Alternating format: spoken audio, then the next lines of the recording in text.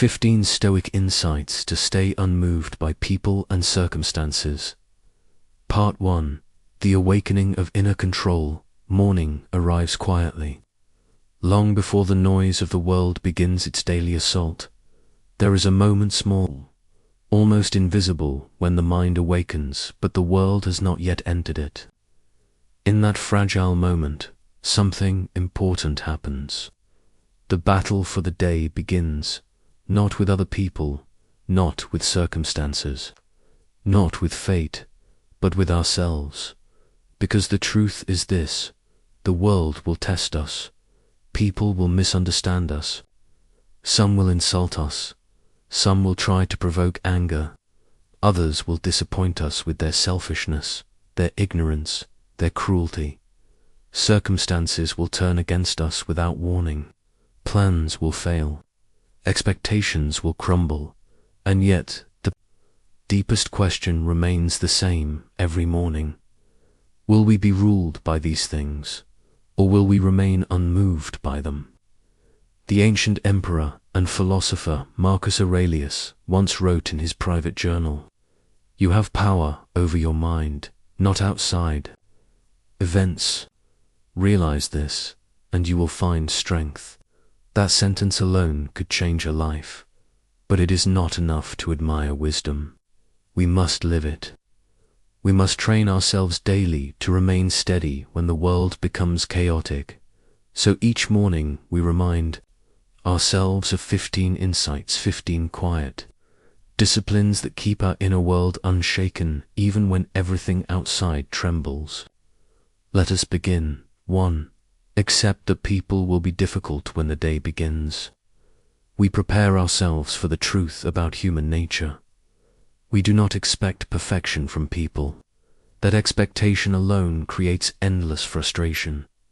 Long ago, Marcus Aurelius warned himself every morning, "When you wake up in the morning, tell yourself, the people I deal with today will be meddling, ungrateful, arrogant, dishonest, jealous, and surly."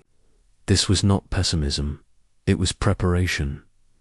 If we expect people to behave perfectly, we are shocked when they do not. But when we understand human weakness beforehand, we are not surprised. We are not angered.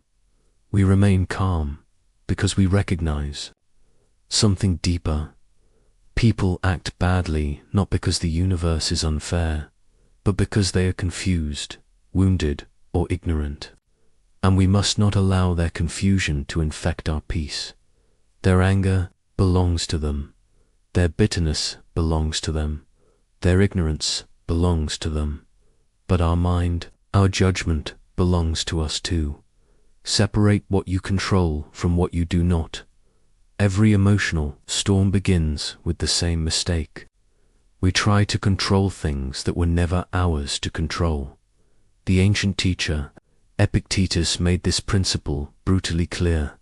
Some things are up to us, and some things are not. Nothing could be simpler. Yet nothing is more difficult to live by. Other people's opinions, not ours to control. Their insults, not ours to control. The past, not ours to control. Even the future remains uncertain. No matter how carefully we plan, what belongs to us is something far smaller, but far more powerful: our judgment, our response, our character. The moment we understand this, emotional freedom begins, because the insults of others cannot disturb a mind that refuses to treat them as injuries. Circumstances cannot defeat a person who focuses only on what lies within their power. And suddenly we discover something extraordinary. Peace does not depend on controlling the world. Peace depends on mastering ourselves. 3. Remember that insults cannot touch your character. The world is filled with noise, criticism, mockery, judgments. People will talk about us whether we deserve it or not. They will project their fears, their insecurities, their frustrations. But words only have the power we give them. As Epictetus once taught his students, it is not what happens to you, but how you react to it that matters. When someone insults us, two things occur. First, their words leave their mouth. Second, our mind decides whether those words matter. That second step is entirely within our control. If we refuse to treat insults as injuries, they lose their power. They become nothing more than sounds in the air. And when we understand this deeply, something remarkable happens. The need to defend ourselves disappears. The urge to argue fades. The mind becomes quiet again, for, understand, that circumstances are not your enemy. There is a tendency within us to treat difficulties as personal attacks. When something goes wrong, we think the world is against us, but the world is not against us. The world simply is. Storms do not exist to ruin our plans. Traffic does not exist to frustrate us. Failure does not exist to humiliate us. These things simply happen. The philosopher Seneca wrote something powerful about adversity. Difficulties strengthen the mind, as labor does the body. The obstacle itself is neutral. It becomes suffering only when our mind resists it. But when we accept challenges as part of life's structure, something changes. Instead of reacting with frustration, we respond with discipline. Instead of asking, "Why is this happening to me?" we ask a better question. How can this make me stronger? And suddenly, every challenge becomes a training ground. 5. Control. Your first reaction, most emotional damage, happens in the first few seconds after an event. Someone insults us. Something unexpected happens. The plan fails, and instantly our mind explodes with reaction, anger, fear, frustration. But the wise learn to pause. There is a small space between an event and our response. In that space lies freedom. If we react immediately, we become prisoners of emotion. But if we pause even briefly, we regain control. We ask ourselves, is this worth my peace? Is this worth my character? Very often the answer is no, and so the emotion dissolves before it can take control. 6. Remember how small most problems truly are when we are inside a problem. It feels enormous. But when we step back, something changes. The emperor Marcus Aurelius often reminded himself to look at life from a higher perspective. From that height, human conflicts appear strangely small. Arguments, insults, ego battles, they occupy such a tiny space in the vast flow of time. Think of the countless generations that lived before us. Their worries once felt just as overwhelming as ours. Yet today, those worries are gone forgotten by history. And one day, ours will be too. This perspective is not depressing. It is liberating, because it reminds us that most things are not worth losing our peace over. 7. Stop expecting the world to be fair. One of the fastest ways to lose emotional stability is to demand fairness from life. We think good people should always be rewarded. We think dishonest people should always be punished. But reality does not operate according to our expectations. Sometimes the dishonest succeed. Sometimes the hardworking fail. Sometimes the kind are mistreated. If we expect perfect fairness, we will constantly feel betrayed by life. But if we accept reality as it is, something changes. We stop wasting energy on outrage. Instead, we focus on the only thing that truly matters, living with integrity. As Marcus Aurelius wrote, waste no more time arguing about what a good man should be. B18. Guard your inner citadel deep within. Every human being, there exists a place that the outside world cannot reach. A silent center, a private fortress of thought. Some have called this the inner citadel in that place. The opinions of others have no authority. Circumstances have no power. Fate itself cannot enter unless we invite it. But maintaining this inner fortress requires discipline. It requires constant vigilance over our thoughts, because the greatest threats to our peace rarely come from the outside. They come from within: fear, resentment, jealousy, anger.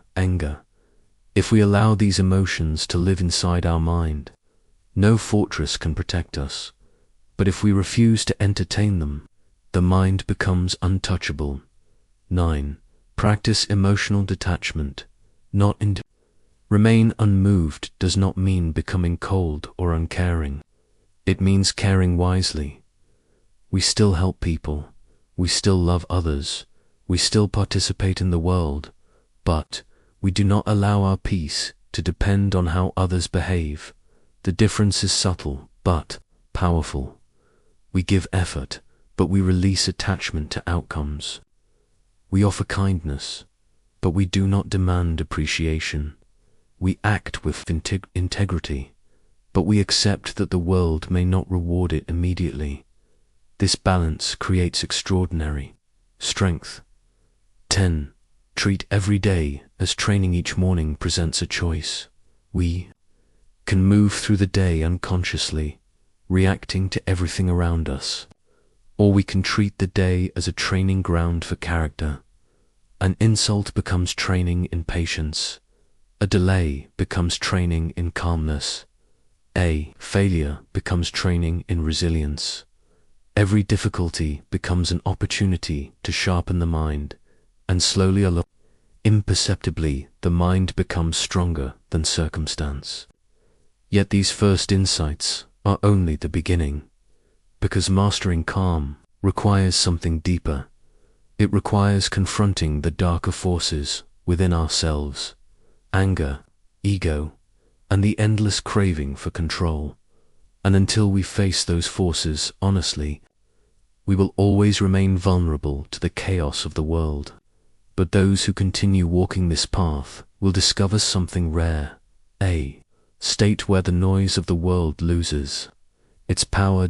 Where insults become harmless, where adversity becomes training, where the mind stands firm, like a mountain against the wind. And from that place of stillness, true strength emerges. Part 2. Mastering the inner world. We have already recognized a difficult truth.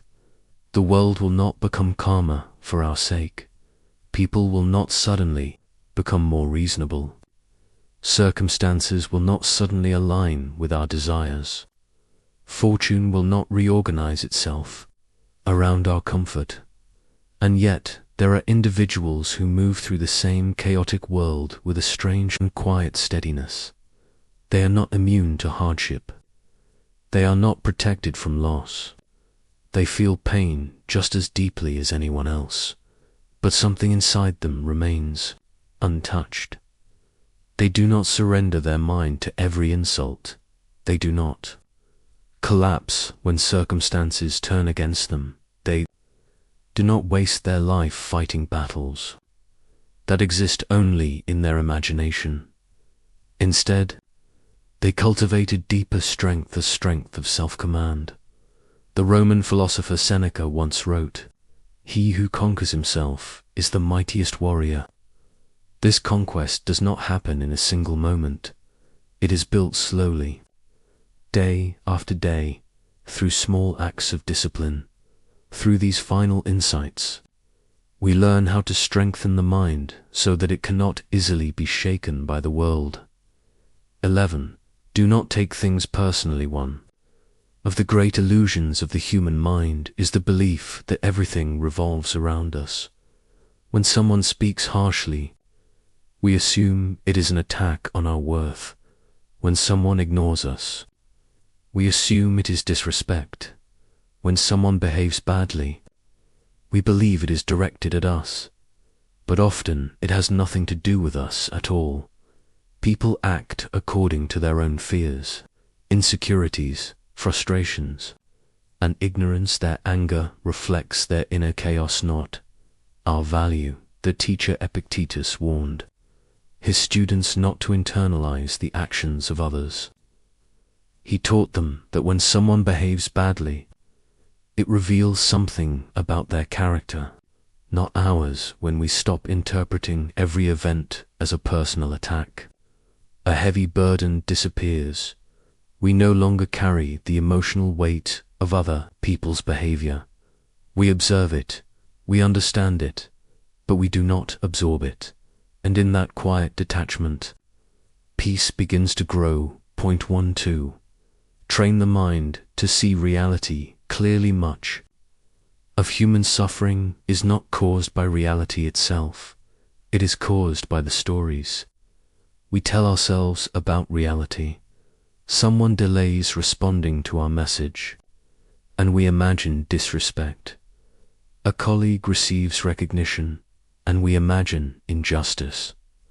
A plan fails, and we imagine disaster. But these reactions often come from imagination, not truth. The Emperor Marcus Aurelius frequently reminded himself to examine events carefully and remove unnecessary interpretation. He wrote, "Remove the judgment, and you remove the thought, I am hurt." This discipline requires honesty. We must learn to ask ourselves, is this event truly harmful, or is my mind exaggerating it? Is this situation truly unbearable, or am I reacting emotionally? When we strip away exaggeration, most problems shrink to their true size, and when we see reality clearly, we regain control over how we respond. 13. Remember that your time is limited. Few insights bring more clarity than remembering the brevity of life. Every day that passes takes something with it that can never be returned. Time, and yet we spend enormous amounts of that precious resource worrying about trivial matters, arguments that will not matter in a year, offenses that will soon be forgotten, conflicts born from ego rather than necessity. The philosopher Seneca warned humanity about this tragic waste. It is not that we have a short time to live, but that we waste much of it. When we remember how limited life truly is, our priorities shift. Petty insults lose their importance. Pointless arguments become uninteresting. We begin to protect our attention and energy as carefully as we protect our health, because once time is spent, it can never be reclaimed. 14. Become the calm in the storm. When chaos spreads through a group of people, emotions multiply quickly. Anger feeds anger. Fear spreads from person to person. Panic grows stronger with every reaction. But someone who has trained their mind can interrupt this chain. They remain calm. They speak slowly. They observe before reacting, and their calmness begins to influence others. The mind is contagious. Just as panic spreads quickly, composure can also spread. This is why true strength is often quiet rather than loud. A calm person does not dominate situation through force. They stabilize it through presence. Their steadiness becomes an anchor in turbulent moments, and slowly the emotional storm begins to weaken. 15. Focus on character, not reputation. The world places enormous emphasis on reputation. What people think about us, how others judge us, whether we appear successful, impressive, or admirable. But reputation is a fragile and unreliable thing. It changes with opinion. It rises and falls with rumor. It depends on people whose judgment may not be wise. Character, however, is different. Character is built through actions, decisions, and principles. It does not depend on applause. It does not collapse when criticized. It grows stronger through adversity. The Emperor Marcus Aurelius reminded himself that the opinion of others is temporary and often uninformed. What matters far more is whether we remain faithful to our values, because when our character is strong, reputation becomes irrelevant, and a person who no longer depends on approval becomes extraordinarily free. The quiet power of inner mastery at first glance. These insights may appear simple, but living them requires daily discipline, because the world constantly invites us back into emotional chaos. It tempts us with outrage, it provokes our pride, it feeds our ego, and if we are not careful, we become reactive once again. But those who persist in this path begin to experience something rare. They become difficult to disturb. Insults pass over them like wind over stone. Setbacks become lessons rather than tragedies. Difficult people become teachers rather than enemies. This transformation does not make life easier, but it makes the mind stronger than life's difficulties. And that strength creates a profound form of freedom. The freedom to remain steady when others panic. The freedom to remain disciplined when others react. Emotionally, the freedom to live according to reason, rather than impulse. In the end, this is the true victory. Not controlling the world, but mastering ourselves within it.